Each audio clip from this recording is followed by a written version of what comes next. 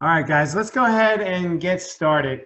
I don't want to hold everybody else up while we're waiting for some of the other folks to join. So we're going to start off today with a little bit of touch base. We have now completed our week one of the challenge, and I know for me it seemed like a very quick week. For some of you, it might have seemed the same, or some of you it might have been very long and exhausting. But nonetheless, what I want to do first is take some time for all of us to reflect on how we did. But before we do that, let's talk about some quick logistics. So we're going to spend about 15 minutes just chatting at first. And then we're going to kick it over to Karen Smith, and she's going to take us through eating smarter. All right, which I'd be willing to bet that we all could do that a little bit better. Okay, so she's going to walk us through that. She's going to give us a whole bunch of information for about 45 minutes. And then we're gonna kind of take a little quick breather after that, and we're gonna do a little interactive session where we are gonna join our breakout rooms and have a conversation around how did we do? What did we do well? And why did we do well? Where did we struggle? And how can we, overcome obstacles and do better next week? And then after that, we're gonna kick it to Isabella, and she's gonna take us through a presentation on moving more, the benefits of physical activity and exercise. And then from there, we're going to wrap up with some Q&As, questions, discussion, and then we're going to send everybody off for week two. So we're going to be focusing a little bit more each week on different content. So week one, we talked about committing. Commitment is huge. We talked about progress. Now today, we're talking about eating smarter and moving more. And then next week, we're going to jump into sleep and stress. So how can we manage stress better, and how can we sleep more soundly? So you'll see as we go through the challenge, it's going to continue to compound and build on top of each other. All right, so with that being said, let me open it up, guys. Who wants to share some information about how'd you do? So how'd you do? Where'd you struggle? How can we better help you? What type of resources would you like us to provide? Who wants to share? And by the way, if you want to talk, just go ahead and unmute yourself and then go ahead and share your thoughts. You can say anything you like. Well, my physician's assistant is lowering my blood pressure dose, so that's very encouraging. That's great. Great job, Lisa. Yeah, that's super exciting. Well done. Who else would like to share?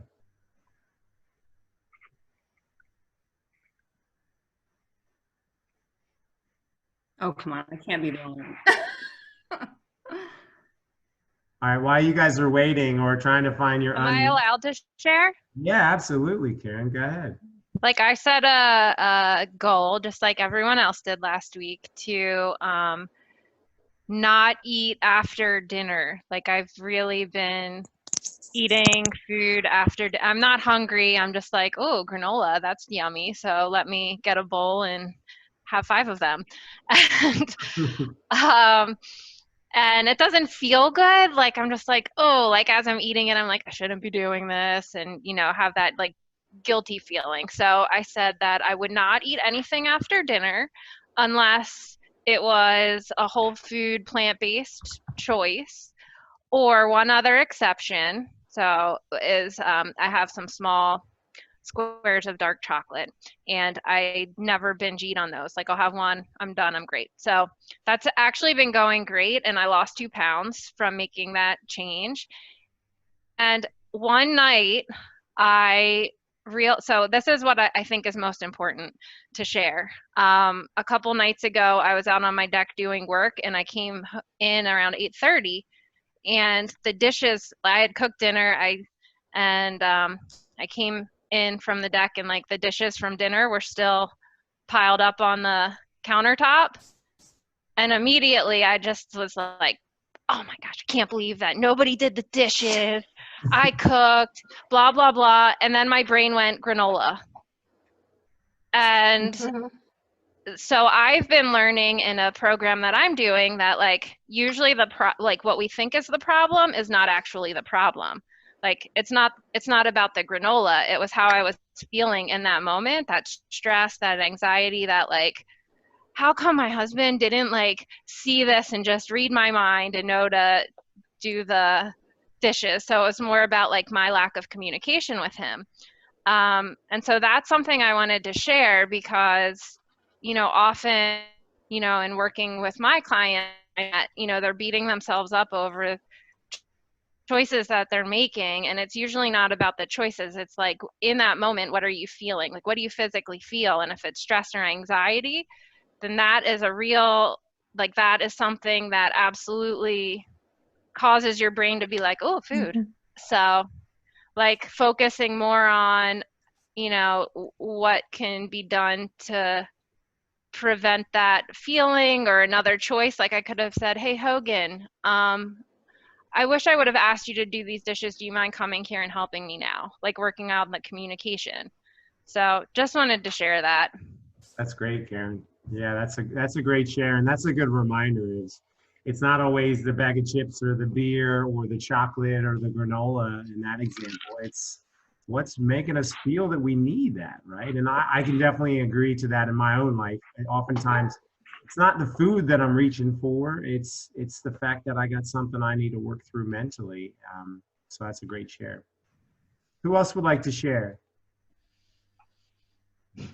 How we doing? We're gonna spend some time in our breakout room, but for now, anybody want to share how week 1 went? Yeah, I had some dental surgery and didn't really want to eat much. Ah, okay. Well, that's a bummer, Michael. Well, lost a pound or two. Well, hopefully your mouth is feeling much better now. Yeah, it is. Thanks. Well, thank you, Michael. Who else would like to share? How'd you do this week? Who struggled? Who did really well? Who's hasn't even started yet? I tried to work on this. Oh, you're cutting out a little bit, Charlotte. Oh, Go ahead. We can hear you now. Go ahead.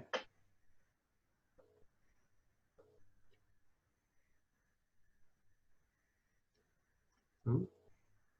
am I there? Yeah, you're here now. Go ahead. Okay. Try to do more oatmeal. 'Cause I just have it, but I just didn't eat it much, and I wanted to see if that made an improvement in anything. And I really like to just kind of set it in the jar with the overnight, and it's real simple. I take it in my lunch and have it for my breakfast with some fruit, and so that's worked real nice. And I did about 3 or 4 times this week. And then I was feeling tired a lot. And on Monday, I started increasing my exercise. And yesterday morning, I woke up and complete difference. I could feel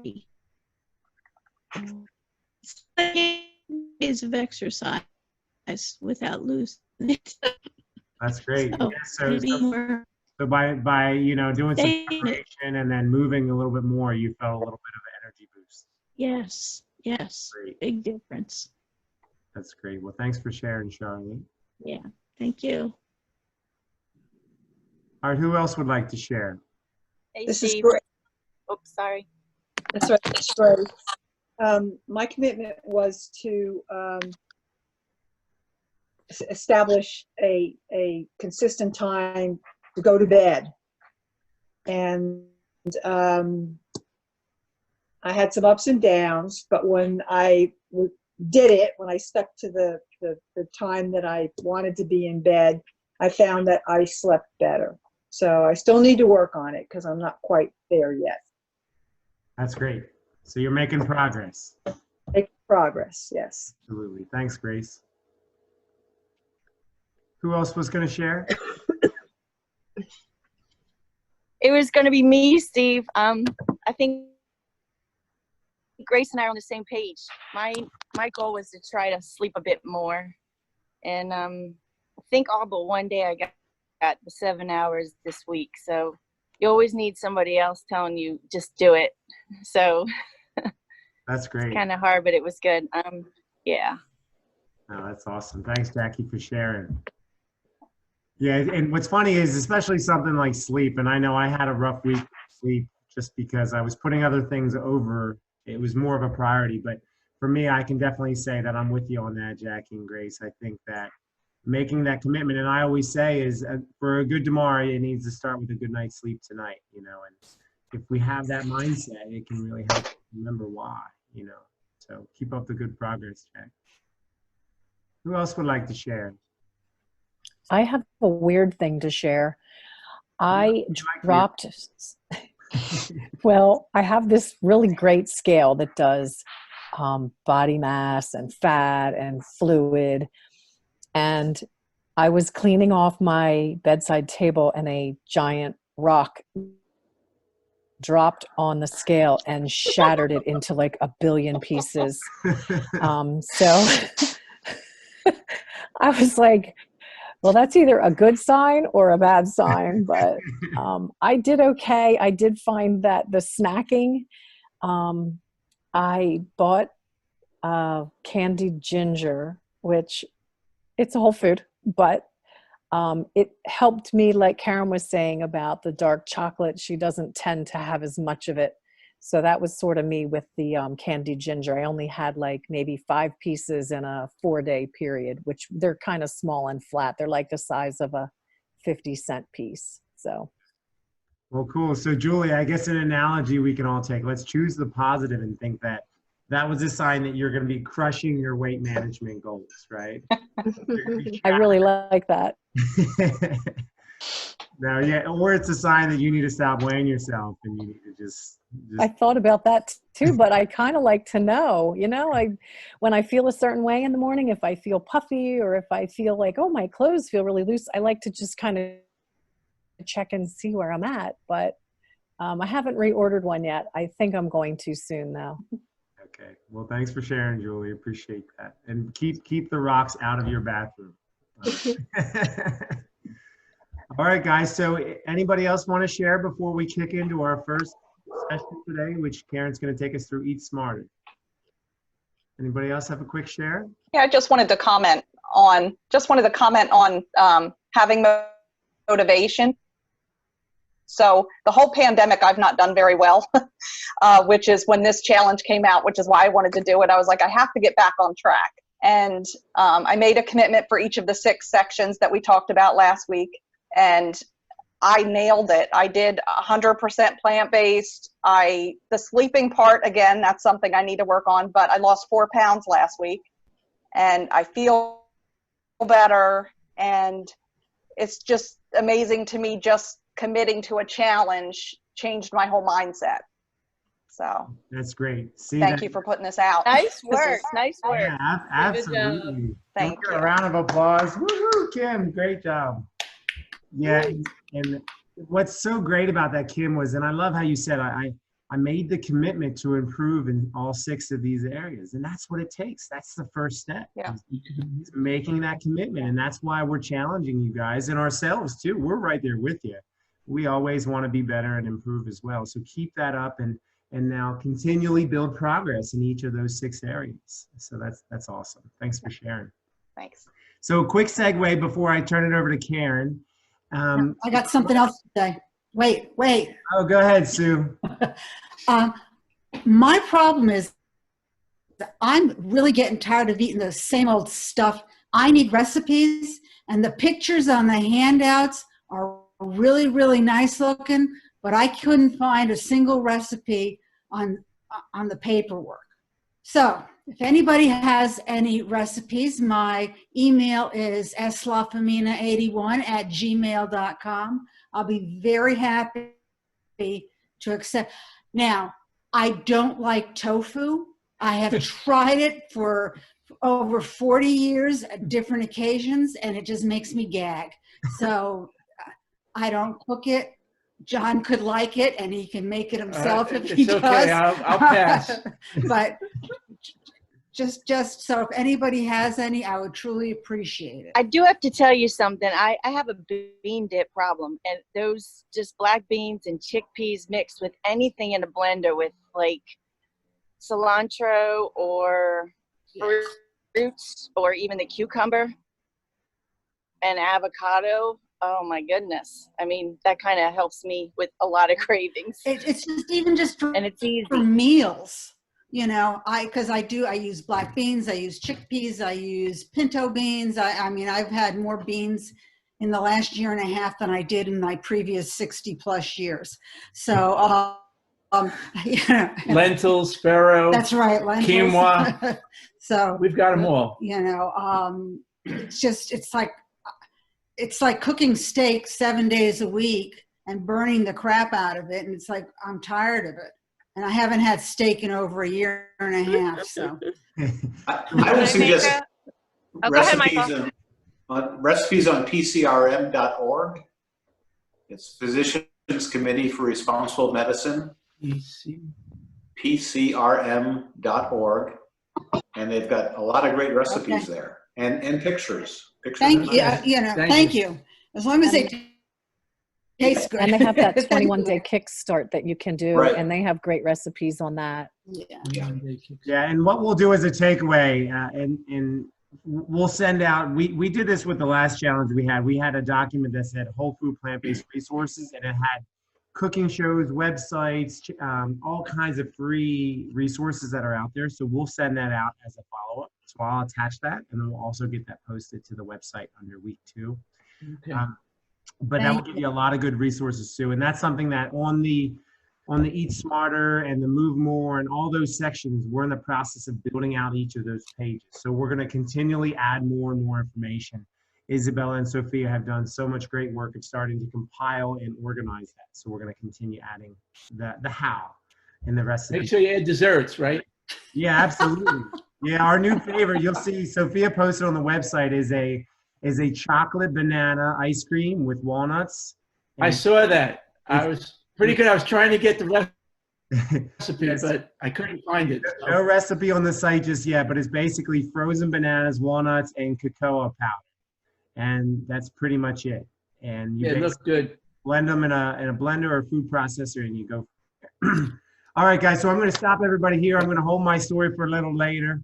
And Karen, you ready to take over here? Yeah, let me share my screen.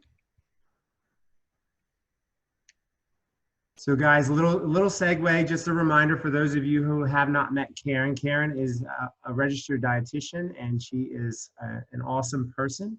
And so we're excited for her not only to be part of our team, but to be able to take you guys through this presentation on eating smarter. All right, thanks, Steve. All right, so we're gonna start by doing a little visualization, and everyone can hear me, right? Okay. All right, so I want you to imagine, first, forgot this was the first slide. Okay, so I've divided this presentation into 2 parts. And the first is talking about achieving healthy weight. And that was the #1 goal of participants in the group. So I thought, like, in trying to get all of the pieces of nutrition into just one presentation, that is challenging because there's so much and like so many awesome studies. So the first half is going to be about how to achieve a healthy weight, and the second part is going to be more about disease prevention and reversal. All right, so now we're going to visualize. So I want you to imagine that you live about 13,000 years ago. All right, like this is your environment. So, imagine waking up in the morning, walking out of your hut made of tree branches and clay and leaves, and this is what you see. All right, and feel free to like unmute yourself or type in the chat box, like, what are you gonna eat if this is your environment?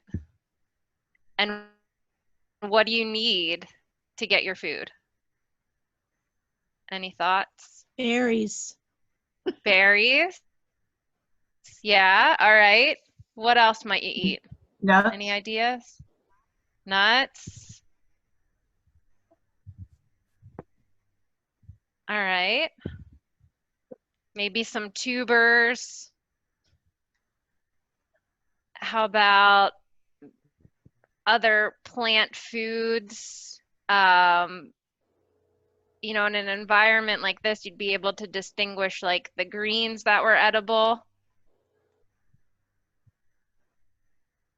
All right, wait, I'm seeing comments here. Let me open the chat box. Berries, leaves, greens, mushrooms, great. All right, so far everybody's saying plants. Do you think that you would eat any animals? No. No? All right, maybe not. Fruit? Fish? About fruit. Fruits, absolutely. Whatever grows in this environment here. Fish, not frequently, was the response about eating animals. Okay, all right. And so maybe some small mammals, right? But you'd have to like catch these things, right? Yourself. So I want you to think about how much energy you would expend in your day just getting food to eat. And what would be sources of stress in this environment? Like what would cause you to feel stress? Dangerous animals being killed. A drought. A drought. Okay, survival. All right, great answers. Okay, so up until about 12,000 years ago, this was, you know, how humans existed. This was the natural food environment. And actually, this picture here is from National Geographic not so long ago. This is a picture of the Hadza who live in Tanzania. And it's a small tribe that still exists of modern day hunter-gatherers. There are not very many left. And they are still living the life that, you know, we just described. So now let's fast forward to today, if my computer will do that. All right, woohoo, here we go. All right, so now you walk outside and what do you find? What are you gonna eat? How much energy? Berries. So you might still choose berries, right? But like salad at McDonald's. Salad at McDonald's, right? Your environment looks a lot different. How much energy does it take for you to get your food throughout the day? It's just walking. And what causes you stress? Cars honking. Horn honking? Yeah, like just trying to even pull into some place like that. Okay. What else? Let me open up the chat box. Work, gaining weight, no. Okay. How about like maybe family, coronavirus, social distancing, right? Like all these things, finances. Lots of things cause us stress, but do you notice the difference in the stressors? Yeah. Right. One was a real threat of imminent danger, like you might be killed, so you better do something, right? Like run away or fight, right? And those aren't the stressors that we tend to have in our modern environment. So the point I'm trying to make with this is that while our environments have changed dramatically, and even within just the past 100 years, our food environment has changed dramatically, our brain has not. All right, so our brain is hardwired to want the foods that give us the most calories for the least amount of work. Because in that first environment that you saw, that makes absolute sense for survival, right? And when you feel stressed, like when you, and maybe like, you know, you can try to think of a situation in your life now that causes you some stress, like try to feel what that feels like in your body. Like that still sends the same message to your brain that that stress thousands of years ago sent. Right? We still have the same response to stress, meaning our brain releases the same type of flight or fight hormones. And in regard to food, that makes us want food more. All right? Because our body's in a state where we think, or our brain is sensing like, hey, you need some energy, you're feeling stressed, you're going to have to fight something or run away, so you better get some food. And I think it's really, really important to understand this, because our current environments in the food industry are totally working against us. All right, the food industry is one of the powerful, most powerful, most makes the most money, and their job is to get people to buy food that they're going to continue to buy, right? Like, get them hooked on these foods that cause our brains to release dopamine and make us feel good in that moment. All right, so that can be important in understanding, like, oh, how do I overcome some of the choices that I make now when it comes to food? All right, so when it comes to making diet changes, I'm curious to know what people have tried in the past. Like, have you tried certain diets? Shout them out. Anyone try paleo or Weight Watchers? Paleo. Weight yeah. Watchers. Yeah, Weight Watchers has the best business model, because you can become a lifetime member, right? Like, they don't ever want you to leave. You just keep coming back. Whereas, we want to give you the skills to be able to do this on your own in a pretty short amount of time. Keto, somebody said. Mm-hmm. All right, so for some reason, we go Atkins, South Beach, right? My favorite, so my personal favorite, the Hollywood cookie diet. Like, Never heard of that. yes, who thought of that? Love it. All right, so there is an easier and healthier option, because what happens once you stop doing those diets? Like, is anyone doing the keto diet after 20 years of doing the keto diet? It hasn't been around that long. Well, it has in very specific situations. Yes, so there's only one clinical situation where the keto diet has been shown to be helpful, and that is in people who have epilepsy. You got it. That it does not respond well to medication. Okay, so, right, those diets work until you don't do them anymore. So I want to share that there's a much easier and healthier option, and it's called calorie density. It's probably my most favorite thing to talk about, and in my opinion, the simplest way to think about food. If you can master calorie density, you can make decisions no matter where you are.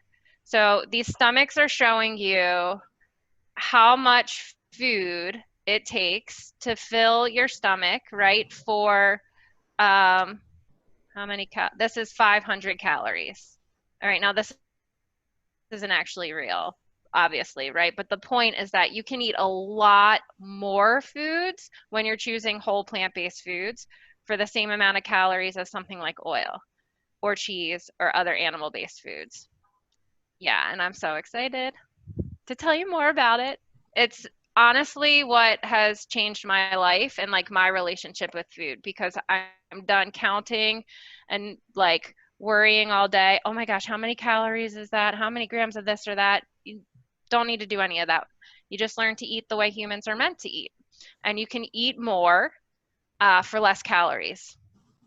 All right, so here is calorie density. Did anyone happen to see there's a chart on the Transform website under the resources that is another version of this calorie density chart?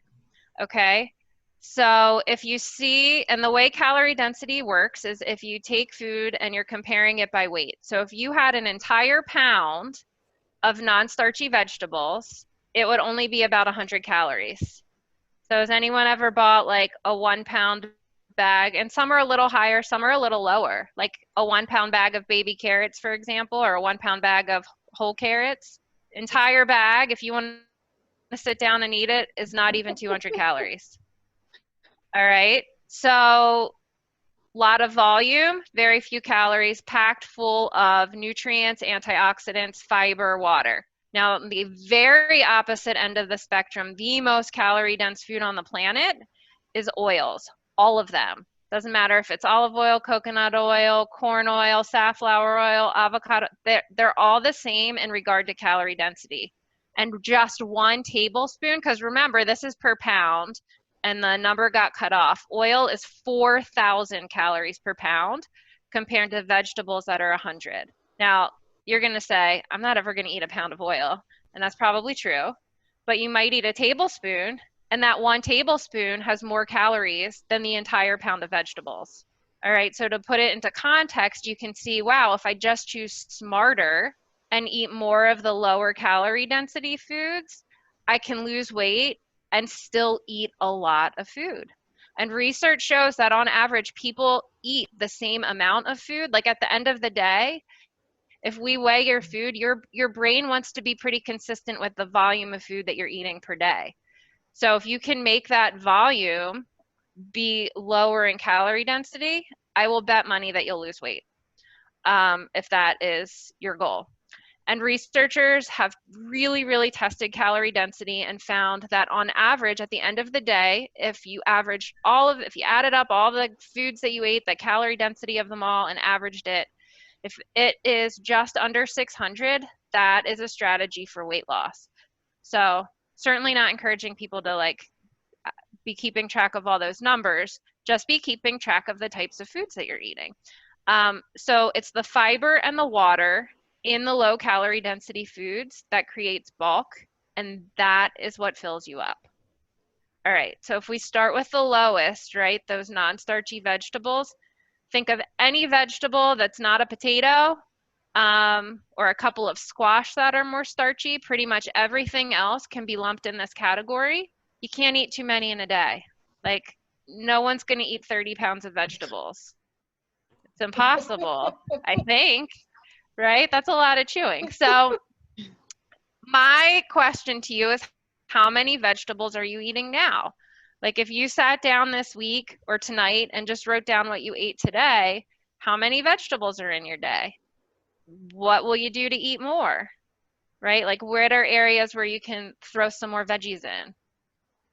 And then the next lowest in calorie density is fruits.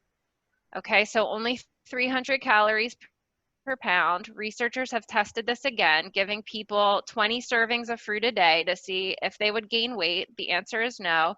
It also does not impair blood glucose. So eating fruit is not the same as eating refined sugar. And there's a lot of misinformation about that out there. So keep in mind that dried fruit is much more calorie dense than whole fresh fruit or frozen fruit. Why would that be? Because there's no water. Right. And it's what plus water gives you the bulk? What's the other component? Fiber.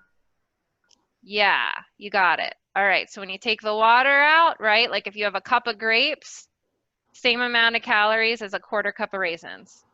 So you take the water out and it becomes more calorie dense. So same thing with fruits. How many people are eating fruit every day? Yes. All right. How many people are eating 2 servings of fruit every day, at least? Right? Like, these are questions you can start to ask, like, is there room to add in more fruit? Next, one of my favorites, potatoes. And like, I wish I could see all of your faces now. I can't, but usually people are like, what? I can eat potatoes? I thought that they were like gonna make me gain weight overnight.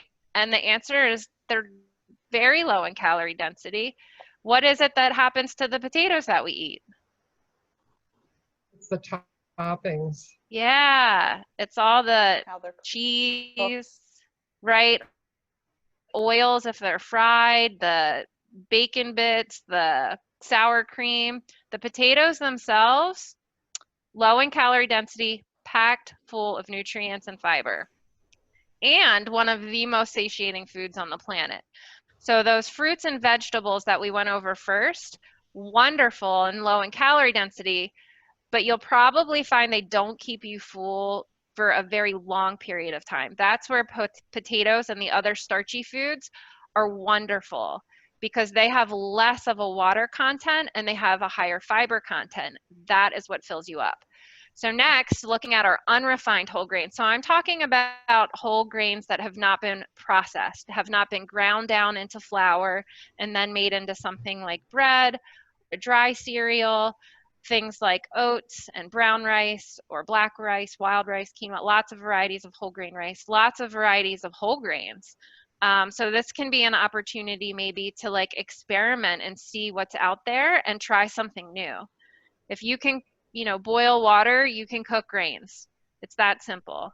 And they can be a wonderful base for soups or bowls with beans and vegetables. And they are a food that are absolutely associated with less disease risk, like the more grains that people consume, the more whole grains. All right, so next is legumes. So beans, lentils, and peas. Again, like you can't eat too many. And I encourage people to eat them every day. Like how many people are eating beans or lentils or peas or tofu, edamame every day? All the time.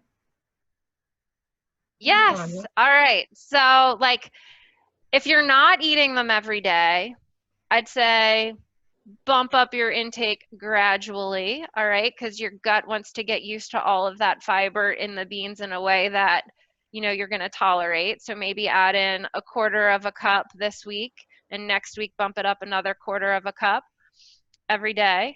But beans in particular have been shown to be really beneficial for weight loss. So in a study where people were randomized to either a group that ate, but was told do nothing but eat 5 beans per week. Don't change what you're eating. Don't change your exercise. Just eat 5 cups of beans a week in addition to what you're eating.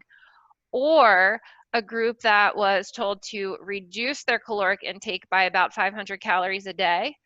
Guess what?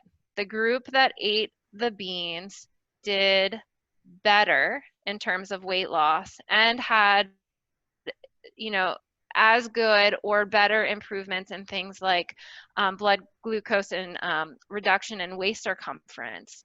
So who doesn't want to, you know, lose weight by eating more?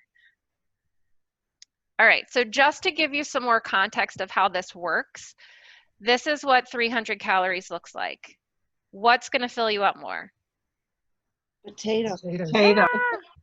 The sweet potatoes. How about this? This is 3 pounds of broccoli or just 3 ounces of cheese. Same amount of calories. Like who can sit down and eat that much broccoli? All right. And same thing, like you could drink the apple juice, or you could have the 3 whole apples that went into making the juice, right? Because when you have the juice, you're taking away the what? Fiber. The fiber. So now you, right, if you take away the fiber, if you take away the water, the calorie density is going to increase. All right, so just adding like calorie density and fiber, my favorite things to talk about. So adding more fiber, like if that's one thing you focus on by eating more of those low calorie density foods, automatically you're going to consume less calories at the end of your day. So what does 14 grams of fiber look like, right? Like what does that mean? So that is about the amount of fiber if you were to have a cup of oatmeal. So often the serving size is a half a cup, and I'm saying if you're still hungry after eating half a cup of oatmeal, eat more. It's okay. Like you can eat as much as you want of those low calorie density foods until you feel full. So a cup of oatmeal with some berries and ground flax seeds or maybe some walnuts, 14 grams of fiber, easy. 1.5 to 2 cups of a nice vegetable lentil stew, 14 grams of fiber. A cup of black bean and corn salsa with a sweet potato, 14 grams of fiber. So even if you're making smaller changes now and just focusing on like 1 meal a day being plant-based, you can get to 14 grams of fiber, which is, you know, almost as much as what the average American eats for the whole entire day. So any guesses on how much fiber is recommended for the whole day? Is it 40? Is it 40? 40 grams, I think. That's what we're going to recommend. So the USDA recommends less than that. 27 grams for adult women, about 35 grams for adult men. But to really optimize your consumption of whole foods, to really reduce your disease risk, we encourage people to aim for at least 40 grams of fiber a day. The average American gets 15. So we are a fiber deficient country. And one of the huge benefits of fiber that also is associated with weight is that it is the food for the probiotic bacteria that live in your gut. And those bacteria, those microbes, do tremendous things for your health, and they need food, right? So instead of spending money on probiotic supplements that honestly aren't shown to do anything long-term for people's health, if you eat healthy whole foods with fiber, you are going to keep the bacteria, the probiotic bacteria, thriving because you're feeding them. That is what they eat. They need food. You don't digest fiber, the microbes in your gut do. And when they digest it, they release or create lots of compounds that help reduce inflammation, that help with regulating blood pressure and blood glucose and cholesterol, and they play a huge role in your immune system.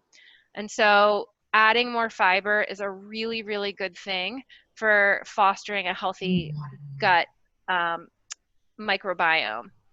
So we talked a lot about the low calorie density foods. What are the high calorie density foods? Fat, right? That is what you find in oil. Oil is just 100% fat, is the densest source of calories. So aside from oils, where else do you find fat? Cheese. Cheese. Where else? Meats. Meat.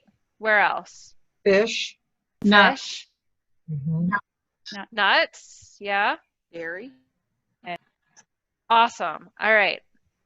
So meats, eggs, pizza that's like double, triple whammy with the, oil and the cheese and the meat. Oils, processed foods like donuts and cookies and cakes, cheese and nuts. So of all of these foods that are high in fat, what do you think would be the best choice? The nuts. How come? Or a whole food. Plant-based food. It's a plant-based food. So what does that mean? What does it have? Fiber. Yeah. And lots of nutrients, lots of vitamins and minerals. So I always like to point out that, like, if you're talking about different meats, we've all, or at least I know I have, and I think a lot of people have been taught that, like, chicken is a lean meat, right? So if you break it down by that calorie density, if you have 100 calories of the leanest cut of beef, 29% of those calories are going to come from fat. Look at skinless chicken breast. It's not much lower, okay? So chicken is not a lean meat, especially compared to your plant-based foods, right? So rice, beans, broccoli, all of those low calorie density foods, they have fat. All whole plant-based foods have a combination of fat, carbohydrates, and protein. And the ratio of fat in these foods is such that it provides the fat in the amounts that we need as humans. Like, yeah, sure, we need some fat, but like, who's seen people walking around in America fat deficient? Like, we don't need to be seeking it out. It's in these foods in the quantities that we need. And maybe you add like an ounce or two of nuts or seeds a day, awesome, you'll be good to go. All right, so just to point out, like, if you think about how our foods have changed in terms of the way that they're processed too, that plays a role in why chicken is no longer a lean meat. All right, they are absolutely bred, even chickens that, are labeled organic, pasture raised, all of those things. Those labels are there to make the consumer feel good. They really don't carry much weight in this country. All right, it doesn't mean that that chicken necessarily was outside living a good life. They go from birth to slaughter in just 6 weeks, and they're huge when they are slaughtered. All right, so oftentimes chickens have heart attacks before they even make it to slaughter because they are bred to be so big. So they're not a lean meat. So how about exercise, which I know Isabella's going to talk more about later, but you know, you may have heard like you can't outrun a bad diet. And I'd say that's absolutely true, right? And seeing that list of high calorie density foods, you know, it takes a lot of work to burn off calories in a small amount of those high calorie density foods. So when it comes to weight loss, it absolutely is true that, you know, focusing on what you're eating is more important than the exercise. I'm not saying exercise isn't important, because it absolutely is for like 1,000 reasons. But for weight loss specifically, really focusing on the foods is the most helpful. Okay. Anyone recognize this guy? Has anyone ever heard of Josh LaJaunie? Yes. What do you know about him? Just, I mean, just what it shows there, that he, Yeah. you know, He used to be over 400 pounds, and he grew up right outside of New Orleans, like eating all the really rich New Orleans food. And he was the guy, you know, he says, like, I was the guy who did all the cooking, drank all the beer, like that was him. And he lost over 200 pounds and was featured on the cover of Runner's World. Like, never in a million years thought he would be running marathons and ultra marathons, because at 400 pounds, he could barely run a city block. And one thing that I've learned from him in a book that he authored is to think of foods, if you were living in that natural environment that we shared in the beginning, right? Like, if you think about, like, okay, in a natural environment, what is the natural attainable quantity? Like, if I walked out of my hut in the morning, how many chickens could I catch and eat in a day, right? It wouldn't be very many. And now in the United States, we kill 1 million chickens an hour. That's how many chickens Americans consume. All right. So think about the environment that they're being raised in. Like, when you start to learn all of this, like, all of those things factor into what you're eating and your health, and lots of other things as well. The environment and how much waste is produced in the life of the animals as well. How about this one? If you walked out of your hut, how many pretzels could you find? 0 pretzels. Yeah. So I like to share this because, right, they're low in fat. They don't have that many calories. They're actually still very high in calorie density, and they're just not a naturally attainable food in that natural food environment. So I'm not saying, like, don't ever eat a food that's, you know, not in that environment. That's not my intention at all. I just think it's important. Like, I love this concept because I think it really helps in making healthy food choices, in what are truly healthy food choices. So eggs is a good one. I like to share this. So how about this? Like, if there were birds laying eggs in that natural environment, how many eggs would you gather in a day? What do you think? Anyone have any idea how many eggs chickens in particular lay in a natural environment, not being bred and fed to lay more? You don't lay them every day, right? I don't think. No, they only lay about 12 to 15 a year. Oh my gosh. All right, so now we just have these massive factories where chickens are bred to lay many, many more eggs than that. And there are millions of them shoved into one house. All right, how about berries? So this was one of the foods that somebody mentioned. How many berries could you eat? I know. Probably as many as you could Exactly, find. as many as you could pick. Like, no limit on berries.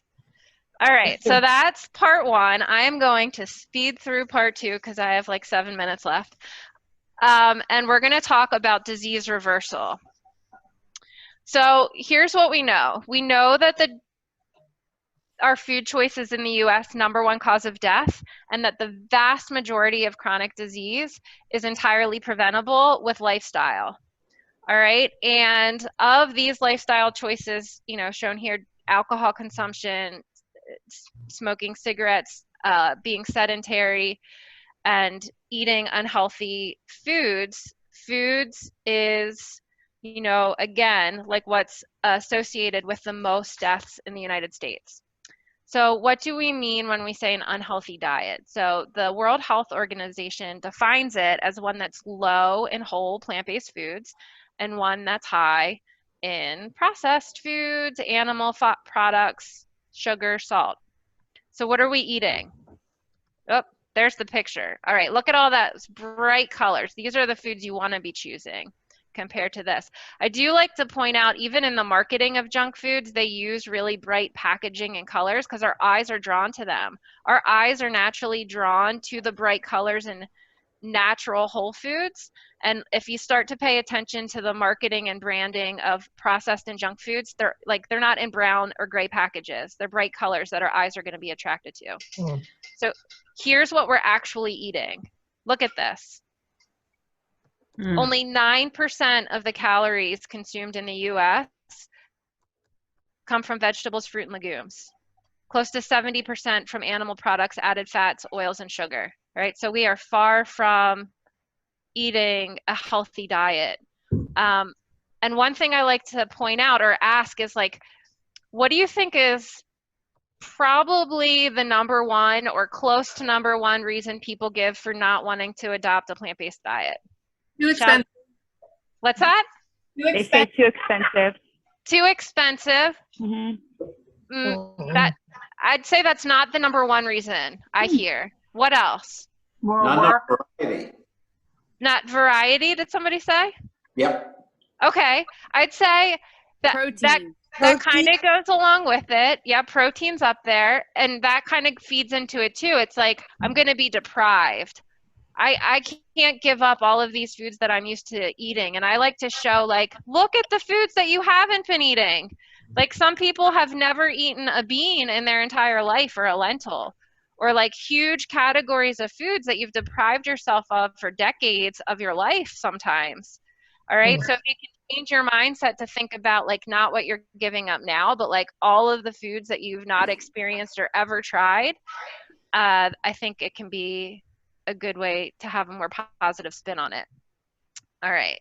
And so specifically with heart disease, if you've heard of Dr. Dean Ornish, he is a doctor who showed that people with advanced heart disease, meaning that they had an artery in their heart that was very clogged and didn't even qualify for surgery, like a surgical intervention, were able to reduce how clogged that artery was by making lifestyle changes. So just by eating a mostly, so not even an entirely plant-based diet in his original diet, it included some low-fat dairy and eggs, a half-hour walk daily, managing stress, avoiding tobacco. Look at the results after a year. Look how much cholesterol fell. The most important thing, like landmark studies showed that over 80% of the participants actually reversed how clogged that artery was. It's amazing, without any drugs or surgical interventions. There's like no drug on the planet that has that type of effect. All right, so this is what we're talking about, like actually opening up that artery. And so this is what happens. If you've seen the movie The Game Changers, I stole this from it.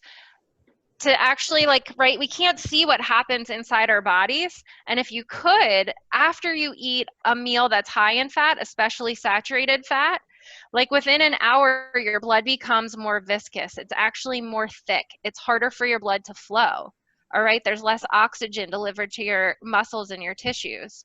All right, so you can see how that can lead to high blood pressure over time, high cholesterol over time, increase your risk of heart disease. Whereas when you eat plants, this, you know, look at that blood, it's entirely clear still.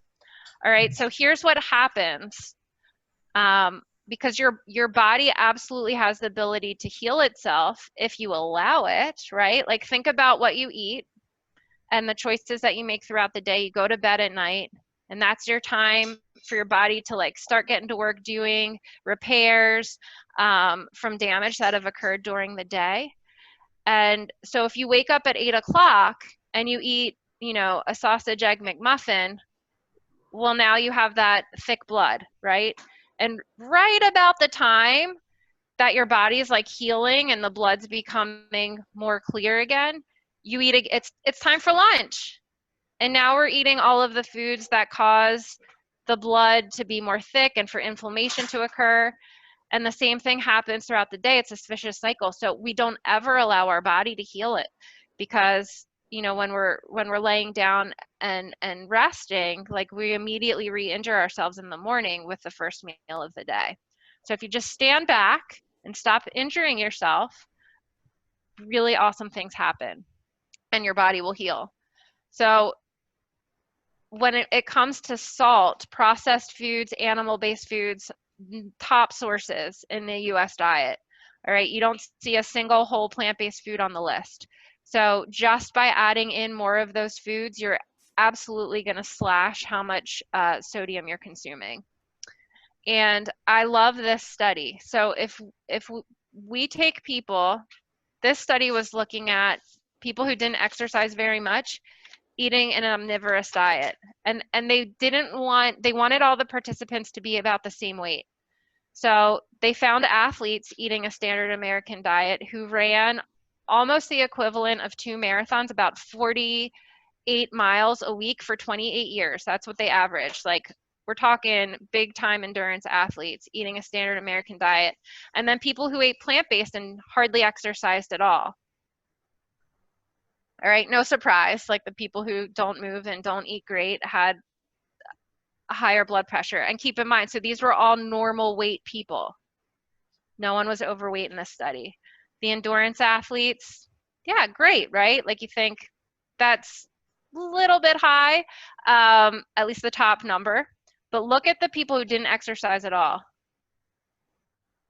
eating plant-based. And they were eating whole food plant-based, not processed foods. Amazing. All right, for diabetes, it's really important to understand the cause of diabetes, and that is having a high-fat diet, especially high in saturated fat. Fat interferes, so fat gets stored in your muscles and your liver cells where it's not supposed to be stored. Those organs are not meant to keep a lot of fat. And the fat inside your muscles and your liver is what interferes with insulin's ability to communicate, to allow sugar to exit your bloodstream and get into your muscle. Your muscles want the blood glucose. But when there's lots of fat in your muscles, your brain thinks, there's a lot of fuel in here already. I don't need any more energy right now, because you have all of this fat already stored. So again, if you allow your body to burn through the fat that has been stored by taking in less fat, diabetes can go away. Type 2 diabetes I'm talking about, or pre-diabetes. All right, and we know that diabetes can be reversed with weight loss. This study was just showing like the more weight that people lost in a year. So when people lost about 32 pounds at the end of the year, over 80% of the people who lost that amount of weight, or close to 90%, totally reversed their diabetes, type 2 diabetes. And as you know, the amount of weight lost was less and less, fewer people in that group totally reversed their diabetes. So you can reverse type 2 diabetes with weight loss, but how do you lose the weight and keep it off, right? We want to do it in a healthy way. So another option is to rely on a whole food plant-based diet that's really high in fiber and low in saturated fat. So in one study where participants were fed and fed and fed and not allowed to lose any weight, but were eating only whole plant-based foods, their diabetes was reversed. And that's what this is showing you here. All right, like people with diabetes for decades taking insulin saw amazing improvements, taking less medication in this study where they were eating plant-based and not allowed to lose weight. So how long do you think it took for people to get these results?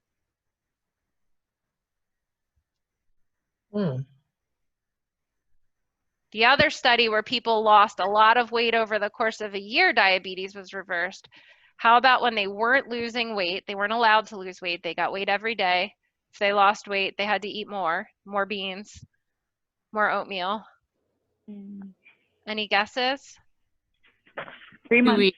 6 months, 3 weeks. Here we go. And wait a second. There we go. 16 days. 16 days people achieve those results. So amazing. And again, like I can't stress the importance of fiber enough. Like adding more fiber to your diet significantly reduces your risk of developing diabetes. So this here, like, right, it's like, oh my gosh, is that like very close to zero when people are eating 65 grams of fiber in a day. And in many of the studies where people completely reverse diabetes, they're eating diets that have at least 65 grams of fiber per day. And that also reduces your risk of heart disease and cancer as well. So just to reiterate, what foods have fiber? Shout them out. Vegetable. Vegetable, fruit, Whole grains. Nuts. Oh, I heard someone say it. I think it was Michael. All whole plant-based foods, all of them. Yeah, so all the ones that you shouted out, great. All these foods have no fiber. And so right now, high-fat keto diet's super popular, and it only treats the symptom of diabetes, which is your high blood sugar. So if you don't take in any carbohydrates, then sure, you won't have a high blood sugar, but you're not getting to the root cause of reversing that fat buildup that's inside the cells, right? So, and high-fat keto diets also increase the risk of all-cause mortality. So not a healthy way to go. And what this graph is showing you, this is just after 2 days of people eating this first line that goes up real high. Okay, that's what happened after people ate a high-fat keto diet for just 2 days. And then were fed a high-sugar meal. This is how high their blood sugar went. In 60 minutes, it was up over 220, okay? Compared to someone eating a high carbohydrate diet, but low in fat, right? You don't get that same spike in blood sugar. So the point I'm trying to make, and something that I've seen a lot in patients, is that when you do a keto diet, your blood sugar might be low, but if you are challenged with carbohydrates, it shows you that you still have diabetes. It's just you're not getting to the root cause of the disease. So someone mentioned earlier, like protein, oh my gosh, where am I gonna get it? It's everywhere. It's in every whole plant-based food. Every whole plant-based food has every essential amino acid. If you ate nothing but broccoli and you got enough calories that you needed, like if you needed 1,600 calories and you consume 1,600 calories of broccoli, that'd be a lot of broccoli, you would not be protein deficient. You'd get all your essential amino acids. So protein deficiency, I haven't seen it in the US in like generally healthy individuals. The only time I've ever seen it is in patients who are, you know, on hospice care and just not at all eating. So don't stress about the protein. Now, if you want to swap your protein, your animal protein for plant protein, that's a really good choice. And there are more and more studies showing that to be very true. And this was a Harvard Health Professional study done in 2016, had over 130,000 participants that were followed for about 30 years. And they found that replacing just 3% of calories from animal protein with plant protein reduced risk of death. All right, so these numbers, these reductions in death are just if you replace 3% of the calories that you consume of animal protein with plant protein. So that's like replacing 1.5 ounces of, or 1.25 ounces of chicken with a 1/4 cup of chickpeas. So think about if you did a whole lot more than that, how much greater the effect would be. And again, just to stress that like a plant-based diet gives you all of the nutrients you need, except for one. There's one supplement that everybody should be taking. Even if you're not eating plant-based and you're over the age of 50, what should you be supplementing with? B12. B12, you got it, vitamin B12. And we'll post, I will post something tomorrow about vitamin B12 on the website. Diet and cancer. Again, whole whole food plant-based diet wins out in terms of reducing your risk of cancer. The same diet and lifestyle program that showed that heart disease can be reversed was put to the test against prostate cancer. And people who were in the healthy group doing the lifestyle changes saw a reduction in their PSA, or prostate-specific antigen. That's amazing. That's like the cancer is no longer growing. It's going in the opposite direction compared to the control group where the PSA continued to go up. And these are the strategies that are absolutely best for people who want to reduce their risk of breast cancer by 62%. That is how important lifestyle is for preventing breast cancer. So maintaining your weight is one of the best strategies for reducing your risk of almost every type of cancer. And so hopefully the first presentation gave you some strategies for how to achieve a healthy or healthier weight. And here are the foods most associated with cancer. I'm gonna go really fast. Sorry, guys. And soy foods, I just have to scream out that it's not true that they increase cancer risk. They don't cause cancer. It's the absolute opposite of that. That whole or minimally processed soy foods are correlated with the reduced risk of several types of cancers. And they're also shown to help lower blood pressure. All right, dairy, I just like to point out that it's not something that any human needs, right? It is meant to make a baby grow. So just like human breast milk is meant for a human baby, and once that baby no longer needs its mother's milk, like it doesn't even make sense that we should be drinking the breast milk from another mammal. So there's no need for it. It causes a lot of inflammation, and it's associated with increased risk of a lot of different chronic diseases. All right. I think I'm going to let everybody look through these on their own, but just to say the healthiest living, longest living populations on the planet, the blue zones, this is how they all eat. All right. They don't eat a 100% plant-based diet necessarily. 95 to 100% plant-based. They think of animal-based foods as foods to have on special occasions for celebrations, holidays, things like that. And I just love their little food pyramid here. I think it'd be great if the USDA adopted something more similar to this. So I'm very sorry I went over. It's hard to put it all into a little bit of time. So that is everything on nutrition. And just to let you know, like all the small changes that you make add up, right? Like it absolutely is not all or nothing. Adding one more serving of fruit a day, adding one more serving of beans, like all of those things make an impact and absolutely add up over time.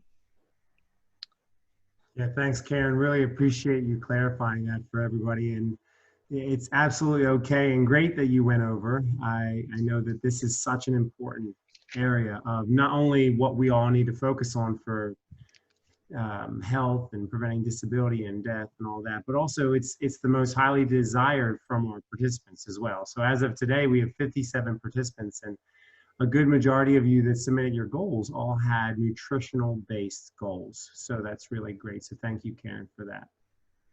My pleasure. All right, guys, so here's what we're going to do. So we're going to jump for about 10-15 minutes into our breakout room. So I'm going to open them up to everybody, and I'm also going to put in the chat right now what I want you guys to talk about. So there will be each one of our Transform team members in each breakout room. So we just want to have an informal, relaxed conversation.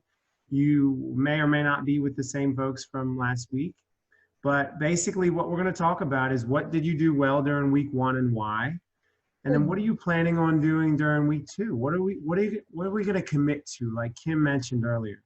What are the things that we're deciding we're going to commit to? And let's have a conversation about it. Let's put it out there. Let's tell some people. Because keep in mind that the social support aspect is huge when it comes to health and well-being and living a healthy lifestyle. Tell people about it. Shout it from a mountaintop, right? Do whatever you have to do, but let people know what you're working on, because it gives you that added little bit of accountability, but also support. All right, so let's jump in our breakout rooms now, and then we will come back together, and Isabella is going to take us through Move More. All right, guys, let's go ahead and jump in our rooms.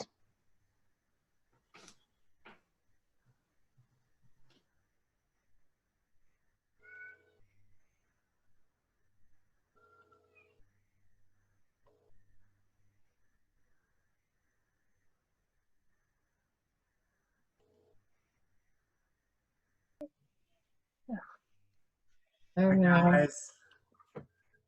Hello. Are we Oh, good? gosh. Let me see here. Who do we have?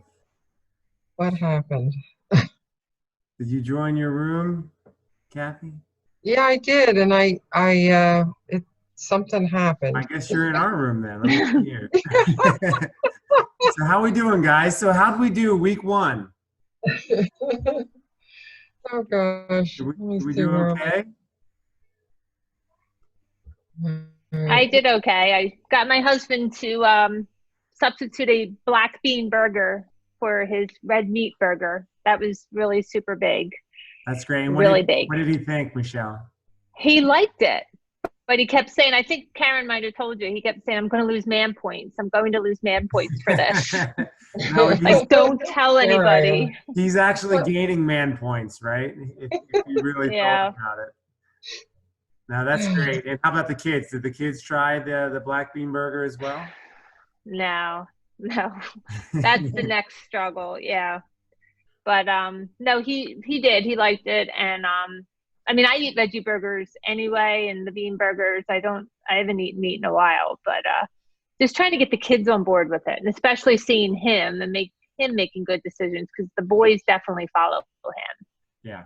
And Yeah, so, and he has that whole red-blooded American, you need to eat bacon, you need to eat red meat, and that's what I'm trying to change. Yeah, such a misconception. And one thing, I might have mentioned this to you last week, but watch the Game Changers with your boys, with your kids. Yeah, I'm going to do that. They will absolutely, Michelle, you will see it change their thoughts.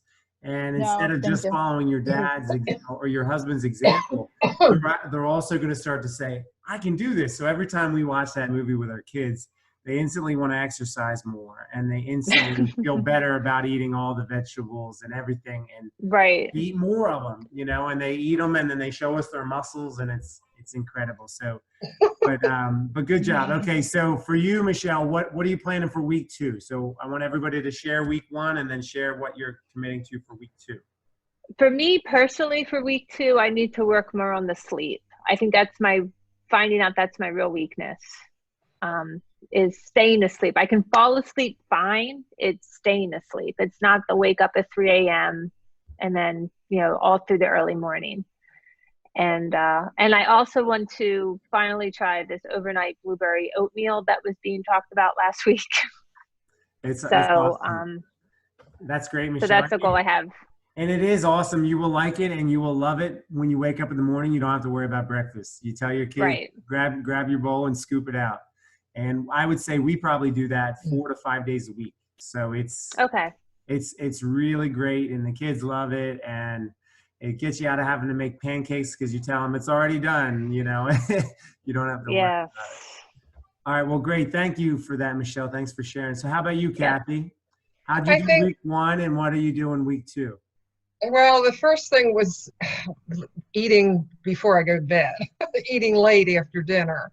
And I've been trying to be more conscious of not picking up something during the day that I shouldn't. I think our meals are pretty good, at this point. Of course, it's been a year and a couple of months we've been, plant-based. So, and of course the garden's rolling in now. So it's like, you've got to eat this stuff. But I think it's just eating late and, probably, breads. Every once in a while I've got to have, it's not white bread, it's a good bread, but it's still bread, and I shouldn't be eating, I need to cut down on that stuff, so. Yeah, and if you want, when you think about it, you don't have to necessarily get rid of the bread completely, but maybe try to get some breads without oils, maybe, get something that is a healthier option of bread, and it's not so addictive like some of the other stuff. Because I know that when you eat it with the high salt and the high additives and things like high fructose and the more artificial stuff, the more we can't stop eating it. So that's a good strategy, is just to switch to a cleaner form. Or even do what we did for a while with the bread, was we started freezing it all. And then we would basically pull out, we had certain bread for the kids, and then me and Karen had different bread, and we would pull out what we wanted, toast it for just me and her, because it made it more inconvenient to have to go and get more. So just a little strategy for you. But Okay. well, thank you for sharing, Kathy. So how about you, Mary Ellen? I think my eating went pretty well this week. My kids did try what I make, not very much. So I'm still making separate dinners for them and my husband. But I made like a peanut noodle thing with vegetables that they tried, but then had the other dinner. So here's something you might want to start to shift with is make some of their favorites that you know they love, right? So if they love pasta, if they like this or that, figure out what it is, and then just figure out how you can do some swaps and how you can go through and start to maybe do a little bit of transitional foods. You know, maybe it'd be the soy-based meatball, or you know, something that is not going to necessarily be a long-term healthful strategy, but it can help you get them over the hump, so to speak. And one thing I will tell you is having, you know, supported different families and transitioning with my wife and our family as well. Eventually, you're going to want to stop cooking 2 meals. So if they're hungry, they're going to eat. Okay. So same thing goes with Michelle. Don't be going out of your way to make it easy for them not to conform. Okay. If you and Michelle both as mothers said, this is dinner, if you're not eating this, go ahead and fix yourself something. They're going to be a little more inclined to try it. So I just want to throw that out there too. True. So for week 2, what are you thinking, Mary Ellen? Week 2, definitely sleep also for me. A little different than Michelle. I tend to, you know, I put the kids to bed and then I'm like, okay, here's some me time. So I just go to bed later than I probably should.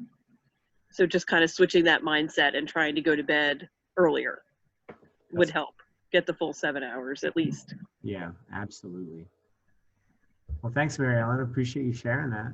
How about you, Carol? Hi.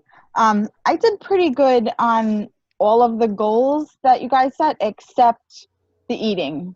I was totally off on the eating. I did incorporate more fruits and vegetables than I normally do, but I told the person I was in the group with last time, my cousin told me about this, and I joined it. I'm not looking to go completely plant-based, but to definitely learn some healthier tips. So I did add some, not as much as I wanted, mostly because here in New York City, I'm still a little scared to go to the supermarket. So we like stock up all at once, and I haven't gotten a chance to go and restock a lot of the fruits and vegetables, and Misfits can only deliver so much. So, but I'm trying.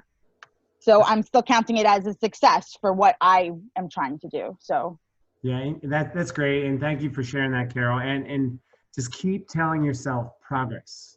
Yeah. Progress. Yeah. Make progress. And your journey, like you said, you might not say I'm going to go 100% plant-based, but I know I can go a heck of a lot closer. Oh, absolutely. You know, and just start doing little small things. And I can tell you, if you make one daily improvement each day, it's going to compound. So even if you said, all right, this week is all plant-based breakfast and healthy lunch and dinners, and then, you know, next week you're going to add in all plant-based lunches, and then maybe all plant-based dinners, you're going to realize that your palate's going to change. And then some of the things that you're holding close to you now, you'll start to be a little bit more freeing. And I always ask people, what percentage are you? And some of the folks even doing this challenge would come every single month and say, I'm 50% plant-based. I'm 60% plant-based. I'm 70% plant-based. Like, and so they would continue. Yeah. So just know that as long as you're committing to improving, you absolutely can and will do well. That's my goal. So thank you, Carol, for sharing. All right, how about you, Linda, AKA Mom? Let me unmute yourself, Mom. Hold on, I'm trying to unmute you. You got to unmute yourself. Oh, there you go. I think we did good. We usually do good. We're pretty much plant-based all the way, except for little cheats here and there. And, you know, we do the exercises and, you know, we try to be as healthy as we can be. I don't know. How about for week 2? What are you planning for week 2? How can you step up your game a little bit? I guess to get Dad to exercise more. Okay, this isn't about Dad. This isn't how can we fix Dad. This is what are you going to do week 2 to improve? I guess basically because we eat that way, I guess just basically exercise more. So since you have an injury, what could you do? Upper body strength training? Could you do something like that this week? Yeah, more weights, more floor exercises. Yeah, for sure. And now I have new exercises for my foot. So Yeah, no, that's good, and certainly injuries are a pain in the butt. But yeah, that's something that just consider what week 2, and even write it down. I remember Dad always would tell me, write down your goals and then sign it. As cheesy as that might sound, when we sign it, we commit to it and we put our name by it. So that's good. Well, thanks, Mom, for sharing. All right, guys. So I'm gonna go ahead and get ready to close out the sessions. But what I'll tell you is, for me personally, I'm doing decent, but here's what I've noticed is this week I've been sacrificing sleep. And so similar to Michelle and Mary Ellen and some other folks, and we've been doing a lot of home renovation projects here at our house, and you can probably see some of it in the background. We're working on our chairs and all that good stuff, but on our table. But what I notice is it has a spiraling effect. So essentially, when I don't get enough sleep, the next day I eat worse. And the next day I'm more tense. And when I'm more tense, I'm more frustrated. My relationships are worse. And so what we have to understand, and this is a good moment for us to think about, how all these areas are interrelated, and how when one is out of whack, it's going to affect the other. Okay. So most times we're eating poorly, not to, like Karen said earlier, it's not because we're hungry. Half the time we're not even hungry. We're eating it because of an emotional reason. We're trying to fill a void of some sort. So just try to keep that in mind as we move forward, and I'm saying that to myself as well, but how can we continue to make progress each and every week? All right, guys, so I'm going to go ahead and jump out of this and then close the room here. All right.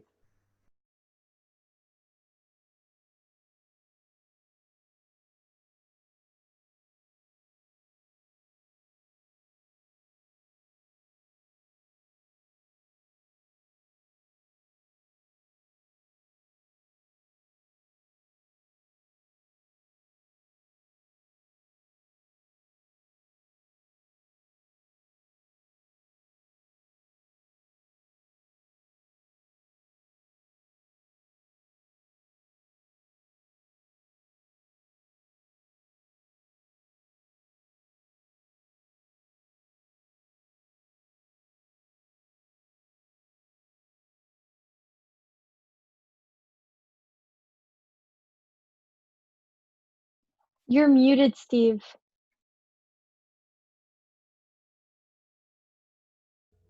I said some good jokes too, and nobody heard it. People were smiling, and I thought they heard it, but I saw your mouth moving for a while, and I was like, is he talking? nobody in my group told me. Thanks, Michelle, Mary Ellen, Kathy. Michelle said she was telling me. All right, I missed that. Well, maybe week 3. I'll commit to week 2, remembering for week 3 to end the breakout room and then take myself off mute. But no, all joking aside. So welcome back, everybody. We should have everybody here. So let me give you a quick introduction of our next topic. And if you need to run to the bathroom, grab a quick snack, go ahead and jump up, do what you need to do. I'm going to introduce Isabella here, and then she's going to take us through Move More. So as we think about everything Karen said, Karen gave us a lot of information. So a personal challenge to all of us is write down what it is you're willing to commit to when it comes to eating smarter. It doesn't have to be completely 100% change. It can just be, all right, I'm going to eat fruit with every meal, or I'm going to eat vegetables before I eat anything else, or I'm going to stop drinking anything but water, or I'm going to walk 30 minutes a day. Whatever it is, commit to it. Write it down. Write down what it is that you can do to eat smarter, to move more, and then focus on that throughout the week, as well as the other 4 areas.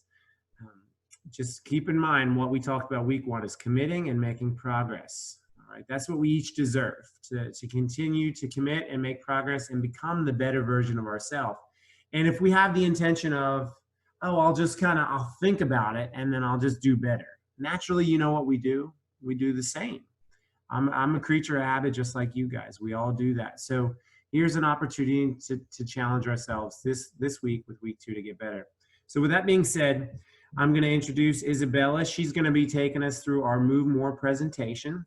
And if you haven't checked out any of Isabella's stretching breaks or workout routines, Isabella is a group exercise instructor, and she's a highly passionate one at that.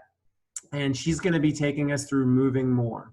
So as she's taking us through the presentation, I want you to start to reflect on what it is that you can do to move more. What do you enjoy doing, and what are the little advantages you can give yourself through exercise and physical activity. So with that being said, Isabella, when you're ready, go ahead and share your screen, and then we'll kick it over to you.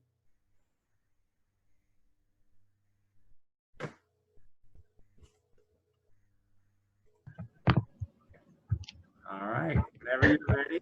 Sorry, yes, thanks for unmuting me. No problem. I am trying to share the screen. It's being a little slow, but... And by the way, Sorry. guys, a little clarification. Isabella goes directly from teaching a group exercise class and then jumps into our challenge session right away. Not saying she looks like she just worked out, but I do, but but because of the fact that, you know, she's basically going from one good thing to another. So with that, Isabella, I'll turn it over to you. Thank you so much. Okay. And quick clarification, Isabella, can you make your screen fit to page so that way it Oh, stretches yes, for everybody? of course. I forget how I did that last time, though. Okay, 1 second. Should be at the top where it says fit to page. Fit to page. I don't see it here today. See the letter O in the word more? Just go straight up. More? Yeah, move more in the title, the letter O in more, and just follow it straight up. The first, oh, it only says stop. I'm sorry, I have no idea how. What if I made it smaller? Like, did that help? No, it's still cut off. Really? Maybe you're not seeing it on your end. On our end, we're seeing where it says fit to page in the top. Oh, I'm so sorry. Thank you, Sophia. You were totally telling me, and I just couldn't see it. Thank you. I'm so sorry. I'm not the best with Zoom, or with Internet Explorer, I guess. But this is better? Yep. All right. Awesome. So, move more. So, obviously, we're talking about physical activity, exercise. I know that you've probably been told 1,000 times, but it is so important to stay physically active. It's a very essential component of your health. So physical activity refers to all body movements produced by the skeletal muscles, resulting in an increase of energy expenditure. But exercise is planned and structured movements that's done to purposely improve or maintain components of physical fitness. And it's like Karen said in her presentation, I believe, exercising is important, but if you don't have the right kind of diet, you need both to maintain optimal health. And to lose weight or to maintain your healthy weight, exercising alone is not enough, but it is important. Wait, something's in the chat and I can't see it. What does it say? Please, please on the message below. Oh, thanks. Okay, he was just telling me to exit that out. Thank you. All right. Benefits of physical activity. There are lots. So, reduced likelihood of coronary artery disease, other cardiovascular diseases, physical activity, specifically aerobic activity, which I'll kind of explain later, but it improves your cardiovascular fitness. Getting more physical activity in and being more aerobically fit will reduce the stress on your heart, so your heart won't have to pump as hard every time it beats, which is good because you don't want it to work too hard. So physical activity will help with that, reduces cancer risk, likelihood of high blood pressure, reduces your risk of falls. Along the lines of that, it improves your bone mass and reduces your risk of osteoporosis, so it strengthens your bones, muscles, and joints. reduced risk of metabolic syndrome, type 2 diabetes, improved weight management and immunity. And then it also improves your mental health, self-esteem a lot of times, increased energy, increased well-being, reduces your stress and anxiety, and improves your mood. So when you exercise, your body releases chemicals called endorphins that trigger a positive feeling in the body. So a lot of times after you finish a workout, you'll feel that you are in a much better mood and have more energy when you started. All right, guidelines for physical activity. So adults are advised to get in at least 150 to 300 minutes of moderate intensity, or 75 to 150 minutes of vigorous intensity, along with 2 or more days of strength training per week. And that is just a guideline for adults over 18. Working with an exercise specialist is also recommended as the most reliable way to begin an exercise program.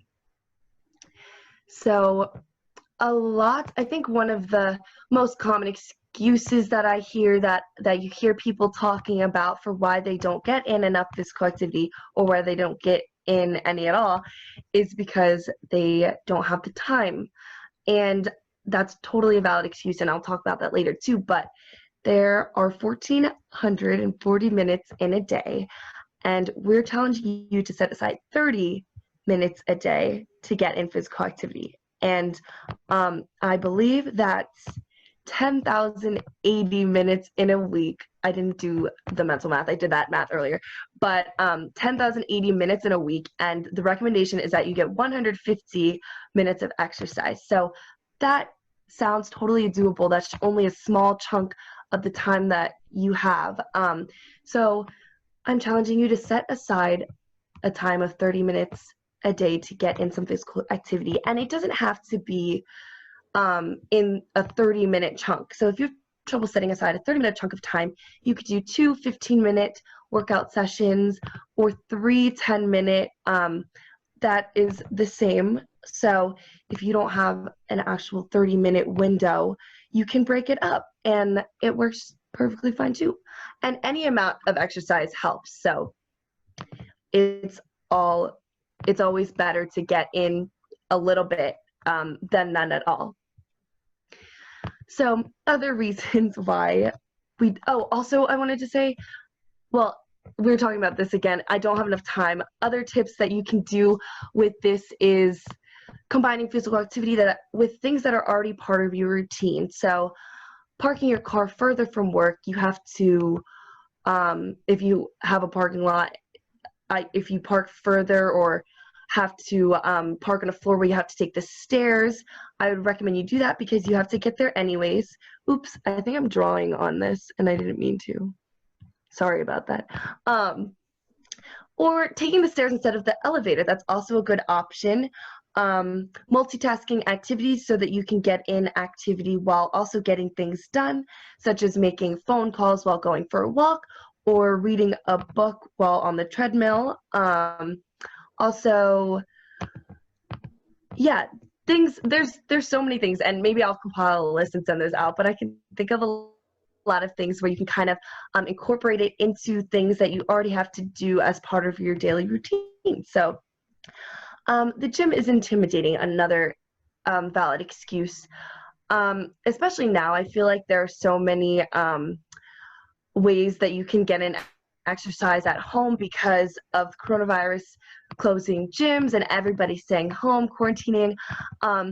So there's so many workout videos online, lots of online programs, instructors doing virtual classes, and workout apps that are free and have great resources.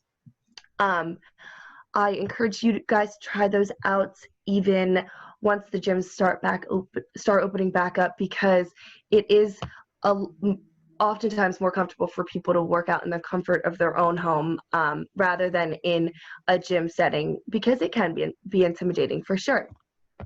Another tip for that is to find a workout buddy or a friend to go with. Same thing here. If you get bored during exercising, I find doing it with other people makes it less boring. So finding a workout buddy and, or trying group exercise classes, because the atmosphere of a group exercise class is supposed to be fun and the instructors are encouraging and lively, and there are lots of different types of classes to try out. Along with that, if you don't know what to do, you could try those classes. I love group exercise classes. Obviously, I'm biased because I do teach them, but there are so many different types, and the instructors will tell you what to do if you don't know what to do. Another tip for that one is to get a personal trainer or ask a friend who knows more about exercising to help you out. And lastly, I'm too tired. That's also a very valid excuse, but I would recommend pushing through, because exercising, you'll find a lot of times it will increase your energy. Your blood flow will increase and wake you up. A lot of times you'll find yourself feeling much more energized after you work out than before. Also, stretching, yoga, walking, Pilates are all low impact, low intensity workouts that I'd encourage you to do if you think that you're too tired. Stretching really is a good one, because stretching can be relaxing, stress relieving, and is a very important aspect of physical fitness that many people forget to incorporate into their exercising schedule. So, other tips for getting into exercise: choosing activities that are personally appropriate, convenient, and enjoyable. Starting slow, again, finding enjoyable activities. So you might have to do a little exploration, finding things that you like to do. Exercise is not one size fits all. Everybody likes to do different things. So finding what you like for you. So starting slow and then progressing to more strenuous or vigorous activities. Getting friends or family to be active with you and help keep you accountable. Accountability, definitely, if you get friends to work out with you, that will help with that. And it's very encouraging too. Scheduling workout time into your schedule like you would with other commitments. So kind of what I said earlier about how we have 1,440 minutes in a day. If you just set aside 30 minutes, so planning it a certain time, setting an alarm on your phone at 7 p.m. that you're going to work out from 7:15 to 7:45. If you coordinate your other activities around that, you might find that you do have the time, the 30 minutes a day to do that. And I know a lot of us, we like to sit on our phone before bed for an hour or 30 minutes, and I challenge you to dedicate 30 of those minutes to do something else, take a walk, do a Pilates video or a stretching video, and then you are putting your minutes every day to good use. And then also, it is not good to sit on your phone before you go to sleep, so that's a plus for putting that time into physical activity instead. And well, that was kind of a tangent. So another tip: ride your bike place instead of driving, park further from your destinations, and multitask, which I already touched on in the last slide too. So there are light physical activity that you can do, moderate and vigorous. Light intensity activities require the least amount of effort, and they don't provide the same health benefits as moderate vigorous activity, but they are still good to incorporate into your daily life. And these don't cause a noticeable change in breathing, in your breathing heart rate like the more vigorous ones will. But I want to explain, a MET is the amount of oxygen consumed while sitting at rest. So when you're just sitting doing nothing, that is a 1 MET activity. That's like the baseline. And light physical activity is less than 3 METs. So if this makes sense, 2 METs would be equal to 2 times the amount of oxygen consumed while you're sitting at rest. So the more intense the activity, the more oxygen, the more METs, if that makes sense. Hopefully it does. Moderate physical activity, 3 to 6 METs.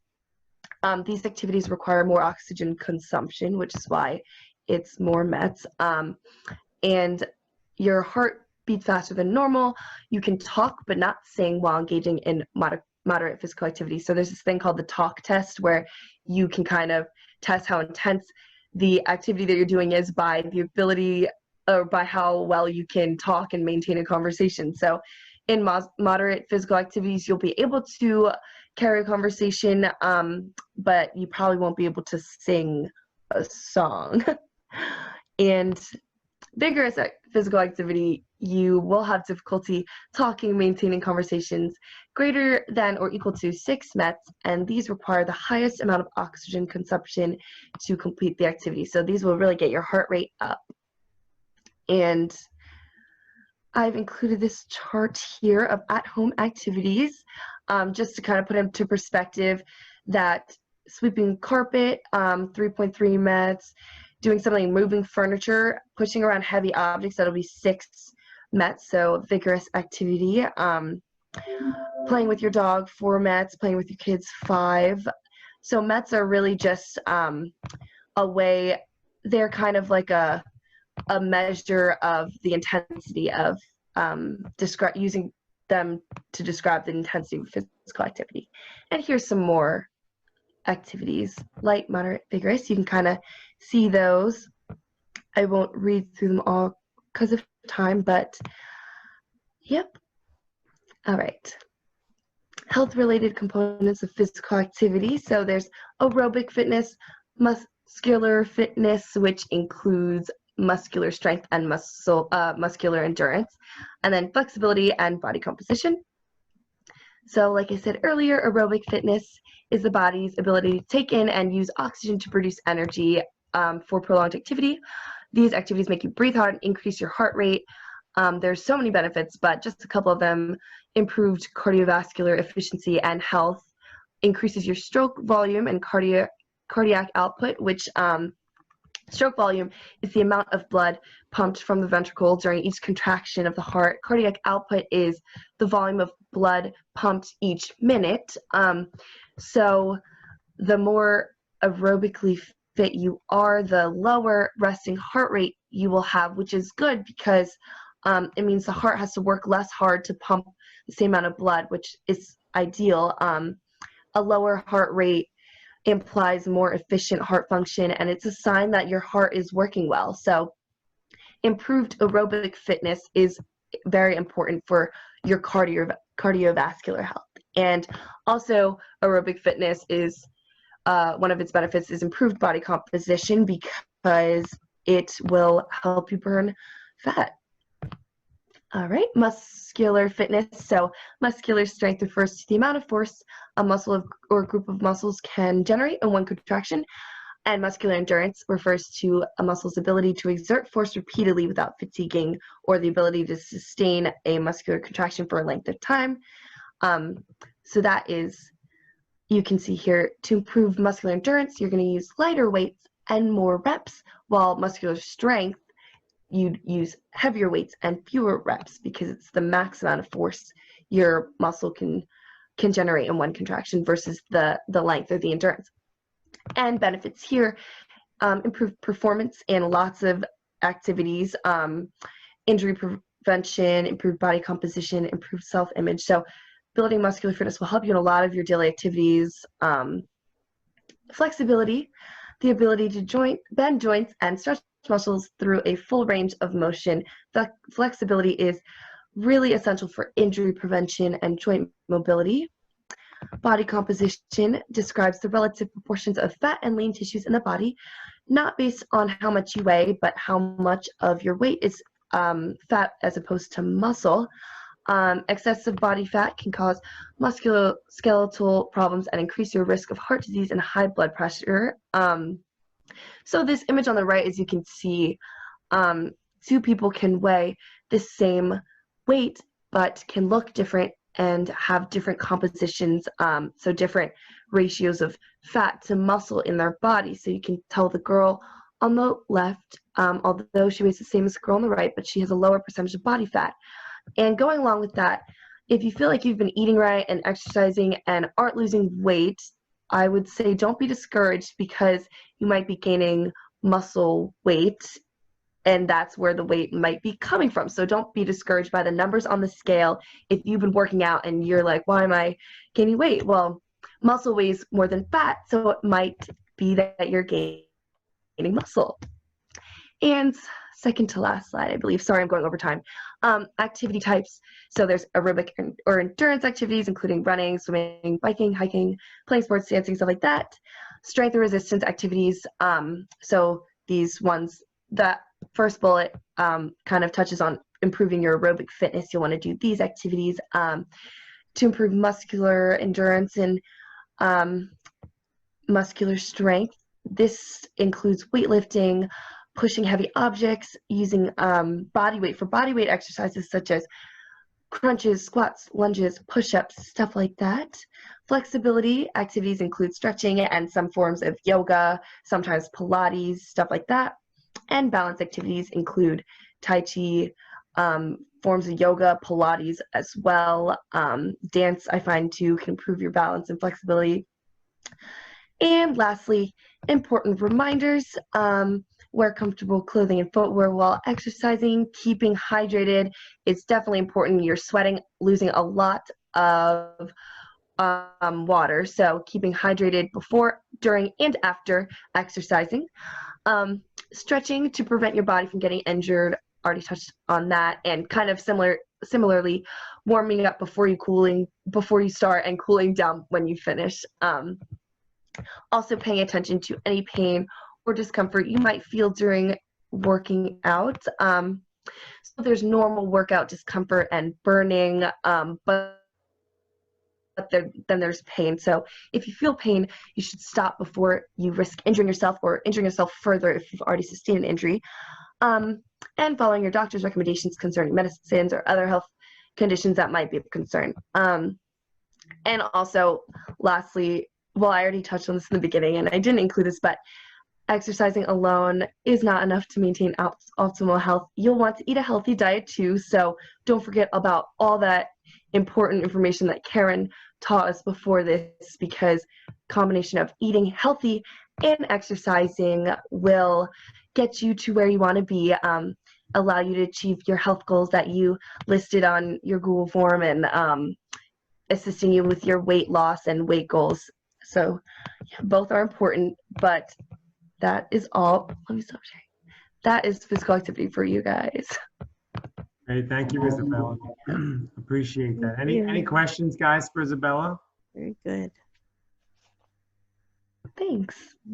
All right, so guys, as we wrap up today, I know we got about 10 minutes left, and I want to stay close to our time. And as always, we want to give everybody the time for additional support and questions and clarification as well. So as we reflect on today's topics, both eating smarter and moving more, we don't need to stress ourselves out about it and think, well, I'm not exercising and I need to exercise daily, or I'm far from plant-based and I need to go completely plant-based. Remember the phrase progress. We have to commit to it and say we want to be better.